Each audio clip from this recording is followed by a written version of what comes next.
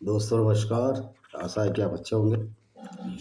आज का हमारा सब्जेक्ट है इस्लाम में मॉरल फंडामेंटल मॉरलिटी या जेनरिक मॉरलिटी, यानी कि जो अपने आप ऑटोमेटिक ही किताब में लिखी हो, कुरान में लिखी हो और कुरान के बाद हदीसों में लिखी हो, और मोहम्मद और उसके आचरण किस तरह के थे, किस तरह लोगों को परेशान करने वाले थे या अच्छे थे। इसको बोलते हैं जेनरिक मॉरलिटी, यानी बेस मॉरलिटी या फंडामेंटल मॉरलिटी यानी नैतिकता। तो क्या इस्लाम में नैतिकता है? इसी बात पर चर्चा करेंगे, क्योंकि कुछ मुसलमान भाई हमारे कहते हैं इस्लामिक स्कॉलर, जिसमें एक अल्लाह यारी है और बहुत सारे यासिर अल वाजिदी, ये सारे के सारे जो इस्लाम के जानकार बोलूँगा मैं इनको, इस्लाम में विद्वान तो हो ही नहीं सकते, क्योंकि जिस तरह मूर्खता और अज्ञानता की बात इसमें भरी गई है, इसमें विद्वान नाम की चीज़ हो ही नहीं सकती। तो इस्लाम के जो जानकार है, तो इस्लाम का जानकार होना गैर मुस्लिम को भी क्यों ज़रूरी है? क्योंकि जब तक आप कुरान नहीं पढ़ेंगे आप यही बोलते रहेंगे हिंदू मुस्लिम भाईचारा रहना चाहिए, और भारत में ये मुसलमान आप हिंदुओं को और गैर मुस्लिमों को बेवकूफ़ बनाते रहेंगे, क्योंकि इन बेचारे मुसलमानों का भी कोई कसूर नहीं है। ये लोग भी अपने मौलानाओं से इस तरह की बातें सुनते हैं कि मौलाना इनको बेवकूफ़ बना देते हैं। कोई जब मुसलमान ये सवाल उठाएगा कि पैगंबर मोहम्मद ने 6 साल की आयशा बिनत अबू बकर के साथ शादी क्यों की और फिर 9 साल की उम्र में उसे इंटरकोर्स क्यों किया जबकि 54 साल के थे, तो बोलेंगे ये नैतिकता थी, ये मॉरल था, उस समय के लिए ठीक था। उस समय लड़कियां जवान हो जाती थी। उस समय 9 साल की उम्र में कोई भी लड़की जवान नहीं होती थी। कौन से बहुत पुरानी बात है, 6,000 या 10,000 साल पुरानी बात है, 14 साल पुरानी बात है। और प्यूबर्टी अभी भी जो सऊदी अरब की सरकार है उसमें लड़कियों की मैरिज जो प्यूबर्टी टाइम है वो भी अभी 15 या 16 साल ही है। तो ये जो झूठ बोला जाता है नैतिकता और मॉरलिटी के नाम पर, सिर्फ उद्देश्य मौलानाओं का ये रहता है कि हमारी रोजी रोटी चलती रहे, मुसलमानों को बेवकूफ़ बनाते रहें, और मोहम्मद को जो कि एक पेशेवर लुटेरे थे, जो कि एक पेशेवर औरतों को बेचने वाले और ख़रीदने वाले थे, उनको हम डिफेंड कर दें। तो ये एक बड़ा तमगा मारते हैं कि जो इस्लाम छोड़ देता है आदमी उसमें मॉरलिटी नहीं है, नैतिकता नहीं होती। ओ भाइयों, वो इस्लाम जब ही छोड़ता है जब उसमें देखता है कि इस्लाम में मॉरलिटी नहीं है, इस्लाम में नैतिकता नहीं है, इस्लाम में अनाचार है और पाप है और गैर मुस्लिमों के खिलाफ एक बहुत बड़ी ये लानत है, पनौती है, वायलेंस है इस्लाम, तभी इसको छोड़ते हैं। तो जो एक्स मुस्लिम्स हैं, जिसमें हरी सुल्तान है, गालिब कमाल तो एथीस्ट हैं, यानी वो किसी को नहीं मानते या एग्नोस्टिक हैं। वो कहते हैं कि दुनिया का निर्माण हुआ है, किसने किया ये तो हमको पता नहीं, जिसको ना अप्रूव कर सकते हैं और ना डिसअप्रूव कर सकते हैं। यही बात सबके लिए साबित होती है कि आपने किसी ईश्वर या अल्लाह को नहीं देखा। ये हमारी मान्यता है, कोई सृष्टि वो चला रही है, कोई ताकत है, इसको हम सब मानते हैं। लेकिन कम से कम जो इस्लाम का अल्लाह है वो दुनिया को बनाने वाला नहीं है। इस बात को हमको समझ लेना चाहिए कि जो व्यक्ति दुनिया बना रहा है और उसको ये ही नहीं पता कि दुनिया क्या है, किस तरह की है, किस तरह सूरज घूम रहा है, किस तरह पृथ्वी घूम रही है, दुनिया को बनाने वाला अल्लाह कहता है कि पृथ्वी जो है स्थिर है और सूर्य उसके चारों तरफ घूम रहा है, तो यहाँ पर इसका झूठ पकड़ा जाता है। तो दोस्तों, जब अज्ञानता हो और अज्ञानता को जानकर और जो वायलेंस है, जो इस्लाम में वायलेंस है गैर मुस्लिमों के खिलाफ, उसको मानकर ही तो हम इस्लाम छोड़ते हैं। यानी गैर मुस्लिम जैसे हरी सुल्तान है, सिद्धार्थ समीर चतुर्वेदी जी हैं, या बहुत सारे हैं, ये एक्स मुस्लिम साहिल हैं और आदम सीकर हैं, ये तो जाने माने नाम है, सचवाला जी हैं, अब्दुल हमीद हैं और आज़ाद ग्राउंड वाले हैं। ये तो इन्होंने इस्लाम को इसलिए छोड़ा कि इस्लाम में मॉरलिटी नाम की चीज़ नहीं थी, कोई इसमें मॉरलिटी नहीं है, इसमें जेनरिक मॉरलिटी नहीं है, इसके फंडामेंटल जो इस्लाम के वो नैतिक चरित्र नहीं है, मॉरल नहीं है, इनके पास नैतिक चरित्र की प्रबलता नहीं है, इसलिए छोड़ी। अब जो व्यक्ति इस्लाम की बुराई को, इस्लाम की गंदगी को मानकर उसको छोड़ रहा है, तो अल्लाह यारी, क्या नाम है इसका, हसन अल्लाह यारी, जो कि मौलाना है, टीवी पर आता है, चश्मा लगाता है, वो बोलता है कि एथिस्ट में मॉरलिटी नहीं होती। भाई एथिस्ट में तुमसे ज़्यादा मॉरलिटी है। देखिए, एथिस्ट ने इस्लाम कब छोड़ा? जब उसको लगा कि ये पैगंबर तो पेशेवर लुटेरा था। ये पैगंबर जो जंग बदर हुई वो इसलिए हुई कि मोहम्मद साहब अबू सुफियान के काफिले लूटने के लिए, जो उनका चचेरा भाई भी था और यहूदी था, मोहम्मद खुद भी यहूदी परिवार में पैदा हुए थे, उनको लूटने के लिए इन्होंने जो वो लगाए थे, क्या बोलते हैं उसको, घात लगा कर ही बैठे थे। तो अबू सुफियान के जो इसके चचेरे भाई था कुरैश कबीले का, अबू सुफियान के भी गुप्तचर थे। उन्होंने बता दिया मोहम्मद तुम्हारे काफिले लूटने के लिए बैठा है। और उसके बाद ये जंगे बदर हुई, जब मक्का आदमी गए कि वो तो लूट रहा है, बार बार हमें परेशान कर रहा है ये मोहम्मद नाम का व्यक्ति, जो मक्का से ही मदीना गया है। तो मदीना से मक्का के रास्ते जो शाम सीरिया जाता है रास्ता, डेमिश्क तक जाता है, उस पर ये घात लगाते थे और काफिले लूटते थे। ये इनकी हदीसों में है। तो इसमें मॉरलिटी कहाँ हुई? यानी कि पैगंबर काफिले लुटवा रहा। और मज़े की बात एक ऐसी आयत, उस लूट को सही करने के लिए मालिक गनीमत लाया, जिसमें 20% हिस्सा लूट का मोहम्मद का होता था, मोहम्मद साहब का होता था। ये तो आपकी किताबों में लिखा है।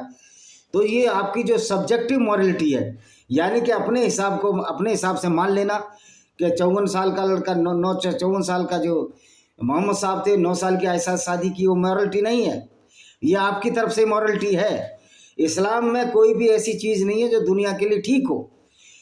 जब आपके यहाँ दूसरों को कत्ल करना, गैर मुस्लिमों को कत्ल करना और इस्लाम को फैलाना मॉरलिटी है आपके हिसाब से, तो ये तो आपकी सब्जेक्टिव है, ये मॉरलिटी भी नहीं है।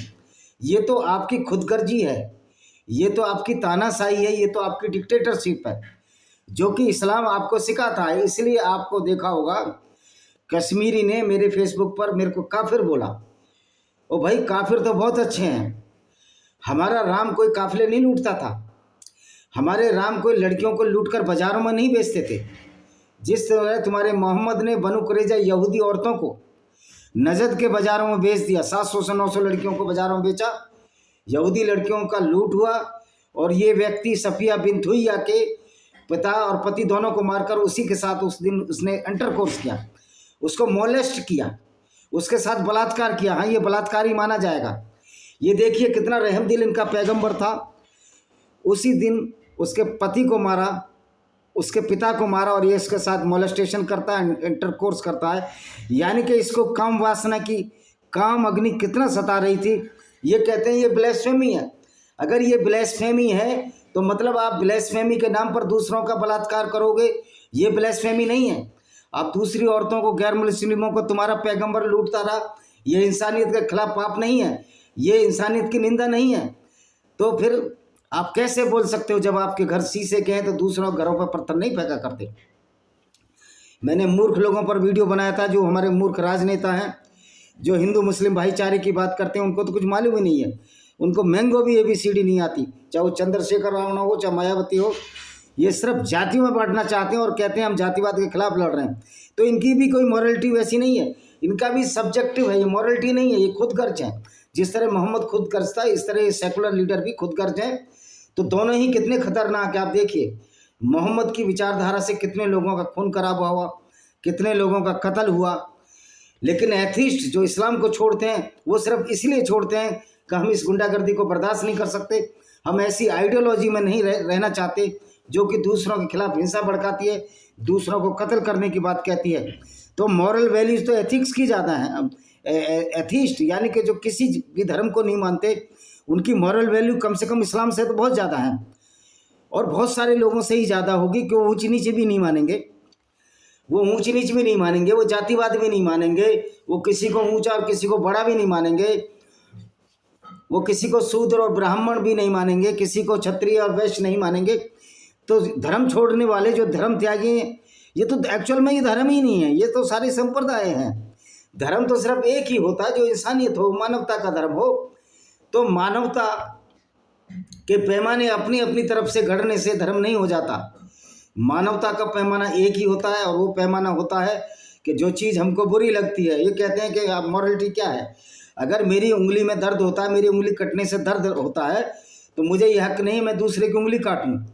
ये नैतिकता और मानवता होती है। अगर आपकी बहन के साथ कोई बलात्कार करे तो आपको बुरा लगेगा, लेकिन आप जब दूसरे की बहन के साथ बलात्कार करोगे तो आपको बुरा नहीं लगेगा।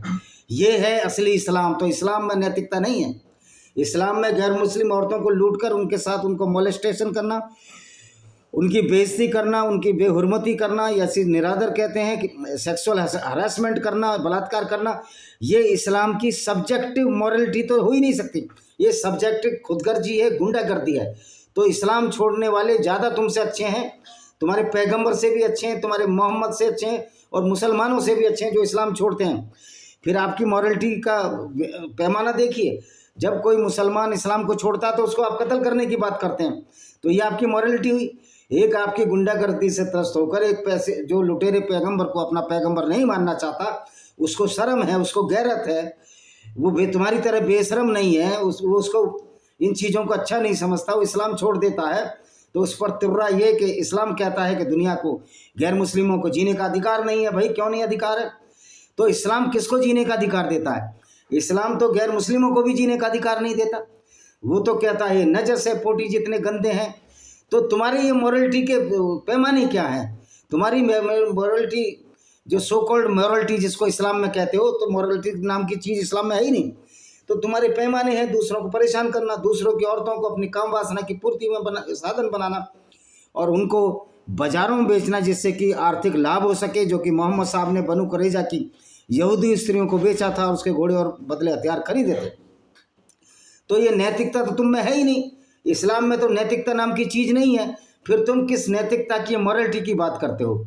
क्या ये मॉरलिटी है कि एक व्यक्ति जो अपने आप को पैगंबर घोषित करता है और पूरी दुनिया में काफिले लूटने जाता है, और उसकी वजह से जंगे बदर होती है? लोग कहते हैं उन पर अटैक हुए, मोहम्मद पर अटैक तो जब हुआ, जंगे बदर पर का जो कारण था वो ये था कि मोहम्मद अबू सुफियान के काफिले को लूटने के लिए जा रहा था।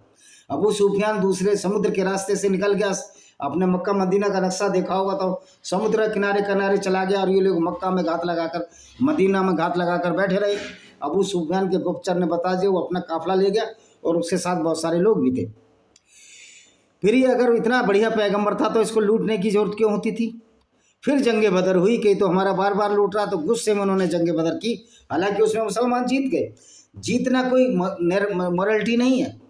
जीत तो राक्षस कई बार जाते हैं, कई बार तो लक्ष्मण को भी शक्ति लग जाती है, लेकिन सच्चाई क्या है वो देखना पड़ता है। यूँ तो हजारों निर्दोष इन इस्लामिक गुंडों के हाथों कत्ल हो रहे हैं, तो इसका मतलब ये इस्लामिक गुंडे अच्छा कर रहे हैं। जो कन्हैयालाल मित्तल की हत्या हुई, कन्हैयालाल जी की हत्या हुई, चंदन गुप्ता की कासगंज में हत्या हुई, रुपेश पांडे की हत्या हुई, अगणित हत्याओं का ये दौर चलता रहा। तो ये इस्लाम का नैतिकता तो यही है कि दूसरों को कत्ल करो। अगर कोई इस्लाम छोड़ दे उसको भी कत्ल कर दो, तो ये नैतिकता नहीं है। दूसरे की औरतों को बेचकर बलात्कार करो। और तुम्हारा पैगंबर मारिया अल-किबतिया नाम की एक रखेल भी रखी, जो कि कॉप्टिक क्रिश्चियन ईसाई थी, जो अलेक्जेंडर के गवर्नर अल मकूकस ने इनको भेंट दी थी, और उसके साथ उसकी छोटी बहन सिरीन भी आई थी, जिसकी शादी आपने हरीस बिन खत्ताब के साथ करा दी थी। तो ये तो तुम्हारा पूरा इतिहास है कि नैतिकता और मॉरलिटी नाम की कोई चीज़ इस्लाम में है नहीं। वैसे भी हम कुरान की आयतों का अध्ययन करने के पश्चात जानते हैं कि इसमें मॉरलिटी नहीं है। तो आइए कुरान की उन कुछ आयतों का भी अध्ययन कर लेते हैं जो ये कहते हैं कि इस्लाम में मॉरलिटी है। आइए इस्लाम के शुरू करते हैं। अल्लाह को लानत देते हुए, ऐसे पैगंबर को लानत देते हुए जो पूरी दुनिया में हिंसा फैलाने का बायस बना और जो लूटपाट भी करता रहा और 20% हिस्सा अपने लिए रखता रहा, इसको इस्लाम में माल गनीमत कहते हैं। और लानत है इन तालिबानियों को, लानत है इन इस्लामिक कंट्रियों को कि जो जिन्हें आपस में अगर कोई बड़ी उम्र के लोग आपस में साथ रहे उनको तो कत्ल करते हैं, लेकिन दूसरों की औरतों के साथ अगर ये मोहम्मद बलात्कार करता था उसको बुरा नहीं मानते ये लोग। तो ये कितने डबल स्टैंडर्ड के लोग हैं। अगर पेट्रोल ना होता तो ये भीख मांग रहे होते। पर ये अच्छी बात है कि आज अरब में भी पैगंबर को खारिज करने वाले, डिबंक करने वाले बहुत सारे लोग हैं, क्योंकि इस तरह की मूर्खताओं से दुनिया कभी नहीं चला करती। और देखिए अब हम 121वें आयत पढ़ेंगे, चैप्टर 2 सूरह अल बकरा की, और 140 तक जाएंगे। 15 आयतें हो पाएंगी आज। और हमने जिन्हें पुस्तक प्राप्त की उसे पढ़ते हैं जैसे पढ़ना चाहिए, वही उस पर ईमान रखते हैं। जो नकारते हैं वही क्षतिग्रस्तों में से हैं। यानी कि जो किताब है कुरान हमने दिया उसको पढ़ो और उसको मानो, यानी मूर्खता मानो। यानी मानो कि धरती चादर की तरह अल्लाह ने पहाड़ उस पर गाड़ दिए। यार क्या ये पागलपन फैला रखा है तुमने। मॉरलिटी भी नहीं है और सच्चाई भी नहीं है और वायलेंस भरी पड़ी है, फिर भी मानो। तो इस्लाम छोड़, यूं ही इस्लाम कोई नहीं छोड़ता। और अकरम क्या नाम है, अकरम मुकर्रम साहब, आप जो ये नबी की सच्चाई के वीडियो डालते हो ना कि नबी तुम्हारा सच्चा नहीं था, नबी के रास्ते पर चलकर आप अपनी अम्मा से पूछ रहे, अम्मा कह रही है नबी के रास्ते पर चलना चाहिए। उस बेचारी अम्मा को पता ही नहीं नबी तो इनका लुटेरा था, नबी तो पीडोफाइल था, नबी तो कत्ल किया करता था, नबी तो हिस्से में 20% अपना लिया करता था, जिसको मालिक गन कहते हैं। तो ऐसे अपनी माँ को क्या ये बता रहे हो कि इस उम्र में वो मोहम्मद के रास्ते पर चलकर लूटपाट करने लगे? या करम कुर्रम है, अपने छोटे छोटे रील डालते हैं, मैं उन्हीं को ही संदेश दे रहा हूँ, अगर ये वीडियो देखो। एक्चुअल में उनको पता ही नहीं कि नबी की असलियत क्या है, ये पढ़ते वढ़ते तो कुछ है नहीं। साइंस पढ़ के भी ये मानते हैं कि धरती गोल नहीं चपटी है, तो इनका तो विनाश वैसे ही तय है। हे बनी इज़राइल, यानी कि यहूदियों और ईसाइयों, मेरे उस पुरस्कार को याद करो जो मैंने तुम पर किया, कि तुम्हें संसार वासियों पर प्रधानता दी। तो यहूदियों को प्रधानता कहाँ दे दी संसार वासियों में? जबरदस्ती मोहम्मद जो है यहूदियों की धर्म पुस्तक से चोरी कर लेता था और कहता था मैं आखिरी पैगंबर हूँ। ये यहूदी और ईसाई भी मुसलमान थे, मतलब जबरदस्ती, मान ना मान मैं तेरा मेहमान। पिक्चरें ठीक बनती है, इस्लाम पे जरूर पिक्चरें बनानी चाहिए। तथा उस दिन से डरो जब कोई व्यक्ति किसी व्यक्ति का कुछ काम नहीं आएगा, और न कोई दंड स्वीकार किया जाएगा, न ही कोई अनुशंसा लाभ पहुँचाएगी, न उसकी सहायता। ये सबने पढ़ लिया है जी। अब हम 126 पे जाएंगे लगता है। नहीं ठीक है, ये नहीं पढ़ा कल हमने। तो उन्होंने क्या उपकार किया? कुछ ही नहीं किया। कोई व्यक्ति किसी का काम नहीं आएगा भाई, किसी का काम नहीं आएगा। वैसे भी मुसलमान किसी काम आ ही नहीं सकता, गैर मुस्लिमों के तो काम मुसलमान आ ही नहीं सकता, ये तो मेरा दावा है, गारंटी है। क्योंकि गैर मुसलमान को तो कत्ल करने के लिए लिखा है आपने। और याद करो जब इब्राहिम की उसके पालनहार ने कुछ बातों से परीक्षा ली, उसमें पूरा उतरा, तो उसने कहा मैं तुम सब इंसानों का इमाम बनने वाला हूँ। इब्राहिम ने कहा तथा मेरी संतान भी, मेरा वचन उनके लिए नहीं जो अत्याचारी हैं। अब ये पागलपन की बात है, जो इब्राहिम था ये अब्राहम था, ये यहूदियों का है, लेकिन उन्हें ज़बरदस्ती अपने अंदर घुसेड़ लिया। और याद करो जब हमने इस घर अर्थात काबा को लोगों के लिए बार बार आने का केंद्र और शांति स्थल निर्धारित कर दिया तथा ये आदेश दे दिया, मकाम इब्राहिम को नमाज का स्थान बना लो, और इब्राहिम और इस्माइल को आदेश दिया कि मेरे घर को तबाह परिक्रमा, मतलब चारों तरफ चक्कर काटो, एहतिकाफ करने वाले, सजदारों को करने वालों को। ये जो काबा था ना, ये भी मुसलमानों का नहीं था, इसको पवित्र रखोगे। जहाँ लाखों बकरे और ऊँट की कुर्बानी काबा में दी जाती हो, काबा के चारों आसपास दी जाती हो, पक्षी मारने की मनाही है, पक्षी मारने की मनाही है, लेकिन बकरे और ऊँट ज़िबह करते जा रहे हो। तो ये मूर्खता अज्ञानता की बात है। पक्षियों में भी उतना ही दिल, इतना ही जान है जितनी इनमें जानवरों में। तो ये काबा भी आपने दूसरों से लूटा था, और काबा में भी मोहम्मद ने कत्ल किए थे। एक तो पर्दे के पीछे छिप गया, उसको भी कत्ल कर डाला मोहम्मद ने। तो ये काबा भी खूनी काबा है, और तुम्हारे अल्लाह ने कुछ नहीं किया। जब काबा पर कई बार अटैक हुए, हजर अस्वद को ले गया, उस पर टट्टी पेशाब करता रहा, और इसको ये चूमते हैं, कहते हैं कि हिंदुओं में मूर्ति पूजा है। अरे हिंदू तो धो के साफ करके उसकी प्राण प्रतिष्ठा करके चूमते हो, हजर अस्वद पर तो 22 साल टट्टी पेशाब होता रहा। और यही हाल तुम यहाँ करते हो कि तुम्हारी वो बेवकूफ़ियाँ तो आएंगी ना सामने। यहाँ वजू खाना बना लिया, ग्यारहवीं मस्जिद में गंदा कर रहे हो। खून खराबा और गंदगी तो सिखाता है इस्लाम, और सिखाता क्या? कहते हैं कि नैतिकता होती है इस्लाम में। अगर नैतिकता के तुम्हारे ये पैमाने हैं कि पैसे, अगर तुम्हारा कोई व्यक्ति जो पेशेवर लुटेरा हो, जो काफिले लूटता हो, जो औरतों को बाजारों बेचता हो, जो ये मूर्ख बनाता हो आप लोगों को कि अजवा खजूर खा लो और सांप काट रहा है, जहर का असर नहीं होगा, तो फिर ऐसी बेवकूफ़ियाँ तो आएंगी तुम्हारे दिमाग में। अगर यही तुम्हारी नैतिकता है, तो क्या नैतिकता के दूसरे पैमाने गढ़ने पड़ेंगे? यानी कि सारी बुराई को आप नैतिकता में ढालने की कोशिश करते हो। हसन अल्लाह यारी, आपसे चैलेंज है। वो $10,000 दे रहे थे ना वो अपने हारिस सुल्तान, मैं तुमको $12,000 दूंगा, तुम सामने आके बहस मुआवजा कर लो। हम मैंगो जानते नहीं। मैं कोई भी मुसलमान नैतिकता के मापदंड पर खरा नहीं उतरता है अगर वो कुरान को फॉलो करता है, कि कुरान में नैतिकता नाम की चीज़ ही नहीं है। और जब याद करो जब इब्राहिम ने अपने पालनहार से प्रार्थना की, मेरे पालनहार इस क्षेत्र को शांति का नगर बना दे तथा इसके वासियों को, जो उनमें से अल्लाह अंतिम दिन पर ईमान रखें, विभिन्न प्रकार की उपज फलों से आजीविका प्रदान करे, तथा जो काफिर हैं उसे भी थोड़ा लाभ दूँ, फिर उसे नरक की यातना और बाध्य कर दूंगा। कह रहा हमने प्रार्थना की इब्राहिम ने कि तुम इसको शांति का क्षेत्र बना दो। आज जहाँ जहाँ इस्लाम है वहीं वहीं गुंडागर्दी हो रही है, वहीं वहीं कत्ल गारत हो रहे हैं, क्योंकि शांति का क्षेत्र बन ही नहीं सकता। जो हजरत अली ने, जो उनकी हजरत अली की बेटी का एक बाग फदक था जो मोहम्मद ने लूटा था यहूदियों से, उस बाग को उमर ने दी नहीं इनकी फातिमा को, और फातिमा को दरवाजे, जब दरवाजा खोलने गई, दो दरवाजों के बीच में कुचल कर मार डाला, उसका गर्भ भी गिर गया, बच्चे का बच्चा गिर गया उसका। तो जो काम मोहम्मद ने करवाए, एक औरत का कल मैंने बोला कि इसने कत्ल कराया और उसका भ्रूण बाहर आ गया बच्चे का, तो ये काम इसकी बेटी के साथ हुआ। तो कर्म तो सामने आता है और मोहम्मद के सारे कर्म सामने आए। ये हसन और हुसैन मरे तो ये मोहम्मद के कर्मों से मरे, कुकर्मों से मरे। काफिरों को लाभ चाहिए ही नहीं, अल्लाह लाभ ही नहीं दे सकता। ये मूर्ख और अज्ञानी, अल्लाह हमको कोई लाभ नहीं दे सकता है। ऐसे अल्लाह पर लानत मारते हैं हम। ऐसा अल्लाह हमारे जूते की नोक पर जो ऐसी विचारधारा दे गया। और याद करो, जब इब्राहिम और इस्माइल इस घर की नींव ऊंची कर रहे थे, तब प्रार्थना कर रहे थे, हमारे पालनहार हमसे सेवा स्वीकार कर ले, तू ही सब कुछ। ये जो इब्राहिम और इस्माइल थे ना, ये एक्चुअल में यहूदियों के वो थे पैगंबर। तो ये इब्राहिम था, दूसरा था इस्माइल इसका बेटा। ये काबा ये बना रहे थे। काबा पर पहले यहूदियों का अधिकार था, तो इस्लामी गुंडागर्दी तो दूसरों के धर्म स्थलों को छीनती है। तो काबा भी मुसलमानों ने छीन लिया 630 में, मोहम्मद और उसके साथियों ने। और इसको कहते हैं बड़ी मॉरल वैल्यू है, दूसरों के घर को कब्जा करो। ये वक्फ बोर्ड क्या है? ये वो इस्लामिक विचारधारा का यंग है। वक्फ बोर्ड भी एक गुंडागर्दी है, माले गनीमत है जो भारत में फल फूल रही है, और हम हिंदू चादर तान कर सोए हुए हैं।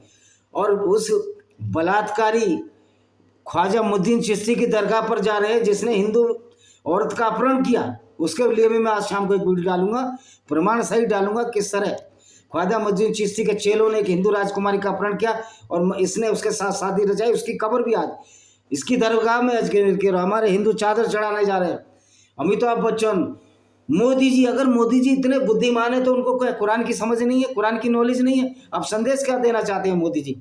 क्या हम हिंदुओं के बलात्कारी जिसको ये अपना वो ख्वाजा मुद्दीन चिश्ती जिसको अपना पीर संत मानते हैं, हिंदुओं के बलात्कारी के आप पर चादर चढ़ाने जा रहे हो और फिर कह रहे हो हिंदुओं की रक्षा बीजेपी करती है? ये डबल स्टैंडर्ड चलने वाला नहीं है। आपको ज्ञानवर्धन की आवश्यकता है। अंधभक्त मैं किसी का भी नहीं हूं, मैं सिर्फ सच्चाई का अंधभक्त हूं, और जो इस्लाम की सच्चाई उसको बताने के लिए मैं अंधभक्त हूं। 128, हे हमारे पालनहार, हम दोनों को अपना आज्ञाकारी बना और हमारी संतान से एक ऐसा समुदाय बना दे जो तेरा आज्ञाकारी हो, और हमारे हज की विधियां बता दे, हमें क्षमा कर दे, वास्तव में तू अता क्षमी है। ये कह रहे हज की विधियां बता दे, हमारे हज की। वो हज तो हुआ ही नहीं था। हज तो पहले यहूदी भी आते थे, हज कहते हैं यात्रा को। इन्होंने हिजरत की थी, और ये तीर्थ मक्का की तीर्थ यात्रा कोई धार्मिक यात्रा नहीं है, ये तो उसी गुंडागर्दी का प्रतीक है। हज और उम्रा जो कि इस्लाम ने गैर मुस्लिमों के खिलाफ यहूदियों से जो काबा छीना था। हे हमारे पालनहार, उनके बीच में से एक रसूल भेज जो तुझे उन्हें तेरी आयतें सुनाए और पुस्तक और हिकमत सुन्नत की शिक्षा दे और शुद्ध आज्ञाकारी बना दे। वास्तव में तू ही प्रभावशाली। अब मोहम्मद के दिमाग में ये चुल थी कि मुझे नबी बनना, ये सेल्फ स्टाइल नबी था मोहम्मद। तो इसने एक ऐसी आयत उतार दी कि ऐसा रसूल भेज, यानी कि अपने लिए खुद प्रार्थना की मोहम्मद ने, इब्राहिम का नाम लेकर और इस्माइल का नाम लेकर, कि जो उसकी लोग आयतें सुने। यानी कि मोहम्मद, इसलिए मैं कहता हूँ सेल्फ स्टाइल नबी है ये कोई अल्लाह वल्लाह का नहीं, अल्लाह तो है ही नहीं। तथा कौन होगा जो इब्राहिम के धर्म से विमुख हो जाए, परंतु वही जो स्वयं को मूर्ख बना ले, जबकि हमने उस संसार में चुन लिया और आखिर में उसकी गणना सदाचारी में होगी। मूर्ख तो वही होगा जो कुरान को पढ़ेगा, जो इस्लाम को पढ़ेगा, जो ये कहेगा धरती तो चपटी है, पहाड़ तो हमने ऊपर से गाड़ दिए, धरती उड़ ना जाए, तो मूर्ख वही होगा। और कौन मूर्ख होगा? कोई मूर्ख बाहर से आते हैं? मूर्ख सब इस दुनिया में ही पैदा होते हैं। और मज़े की बात है, सबसे पहले जो ऑर्गेनाइज्ड मूर्खों का जो संगठन है, मूर्खों के संगठन तो सारे धर्मों के हैं, कुछ बातें सब में गलत हैं, लेकिन ये ऑर्गेनाइज जो संगठन है जो मूर्ख भी है और हिंसक भी है और बलात्कारी भी और अत्याचारी भी है, और वो सब कुछ अल्लाह के नाम से किया जाता है जो कि अल्लाह है ही नहीं। यानी काल्पनिक अल्लाह के नाम से लोग कितने बर्बाद हो चुके हैं। तथा याद करो, जब उसके पालनहार ने उससे कहा मेरा आज्ञाकारी हो जा, तो उसने तुरंत कहा मैं विश्व के पालनहार का आज्ञाकारी हो गया। किसने कहा? विश्व के पालन करता कौन है? विश्व का पालन करता तो वो है जो सबकी खैर ख्वाह माने।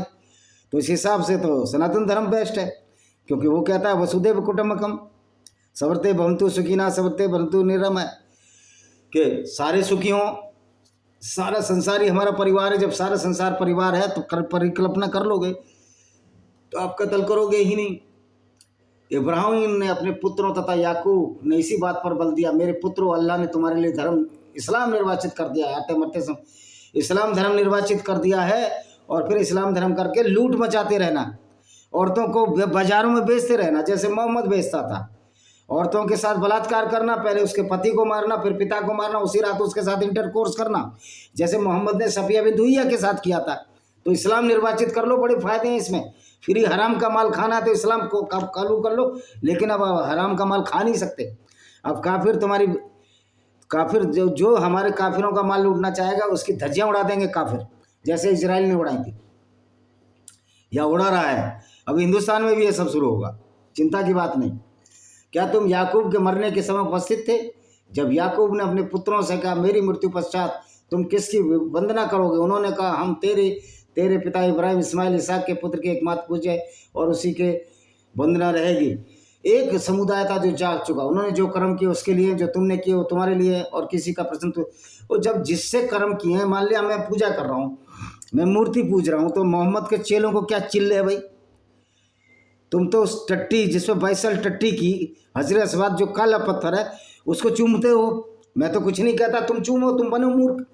मैं तो ये भी नहीं कहता कि मैं तो ये भी नहीं कहता तुम धरती को चपटी मानो, खूब मानो, अच्छे बनो मूर्ख। हम तो चाहते ही नहीं कि तुम ऐसे मूर्ख लोग साइंस पढ़कर भी अगर कुरान को मानते हैं तो ऐसे साइंसदानों को कोई जरूरत नहीं इस दुनिया में, क्योंकि वो तो 5 वक्त की नमाज पढ़ेगा, उधर से सैटेलाइट अप्रोच हो जाएगी। अगर डॉक्टर 5 वक्त की नमाज पर पढ़ चला गया, कोई मुस्लिम डॉक्टर, तो मर ही जाएगा। तो ये पहले सोचना है आपको कि इलाज भी किससे कराना है। और वे कहते हैं यहूदी हो जाओ अथवा ईसाई हो जाओ तुम्हें मार्गदर्शन मिलेगा। आप कहते हैं नहीं हम तो एक ईश्वर इब्राहिम के धर्म पर, कह रहे वो कह दो हम तो एक ईश्वर इब्राहिम के धर्म पर यानी अल्लाह को मानते हैं। इस्लाम एक ईश्वरवादी है ही नहीं। जब तक आप पैगंबर को नहीं मानोगे, अल्लाह के दलाल को, आपको मुसलमान ही नहीं माना जाएगा। क्योंकि सूरह अल बकरा में कल मैंने आयत बताई थी कि कुरान पर जो मिखाइल पर, इस्माइल पर, पैगंबर पर यानी मोहम्मद सल्लल्लाहु अलैहि वसल्लम, और कुरान शरीफ तो है नहीं, कुरान बदमाश पर विश्वास नहीं करोगे आप सच्चे मुसलमान नहीं हो सकते। तो यहाँ तो अल्लाह के बाद दो एक एजेंट है, एक किताब है, किताब अल्लाह की दी हुई है, और एक एजेंट जिब्रील फरिश्ता लाया था, तो 4-5 एजेंट है, तो दलाल है। और ऐसे अल्लाह को जो क्रूर और अत्याचारी है। हे मुसलमानों, तुम सब कहो कि हम अल्लाह पर ईमान लाए और उस पर कुरान हमारी ओर उतारा गया।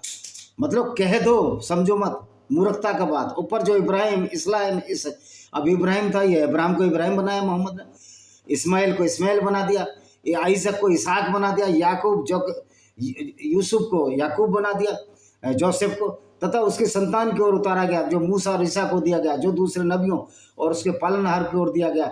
हम इनमें से किसी के बीच अंतर नहीं करते, हम उसी के आज्ञाकारी हैं। हाँ, फायदा है ना, आज्ञाकारी हो, लेकिन मोहम्मद के ज़्यादा आज्ञाकारी हो कि मोहम्मद ने तो काफिले लूटे। सबसे ज़्यादा फायदा मुसलमानों को मोहम्मद से हुआ।